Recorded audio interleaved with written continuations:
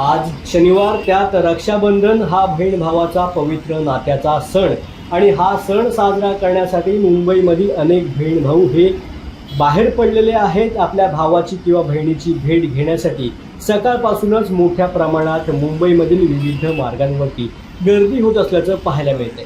मात्र आता अजून थोडासा त्रास, अजून थोडासा विलंब नागरिकांना सहन करावा लागणार आहे. कारण आता ची मोठी अपडेट समोर आलेली आहे. त्या अपडेटनुसार मुंबई पूर्व द्रुतगती मार्गावरती मोठ्या प्रमाणात वाहतूक कोंडी निर्माण झाले, तर कल्याण शीळ फाट्यावरती देखील, शीळ रोडवरती देखील मोठ्या प्रमाणात वाहतूक कोंडी निर्माण झाले. मुंबई पूर्व द्रुतगती मार्गावरती वाहनांच्या लांबच लांब रांगा लागलेल्या आहेत. 7 ते 8 किलोमीटर वाहनांच्या रांगा पसरल्याचं पाहायला मिळतंय.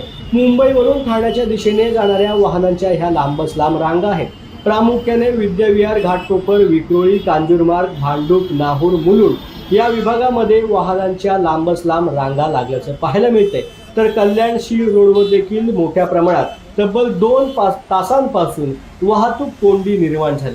त्यामुळे मोठ्या प्रमाणात वाहनं देखील अडकून पडलेली आहेत. त्यामुळे बहीण भावाची भेट होण्यासाठी आता थोडा विलंब होणार हे मात्र नक्की आहे.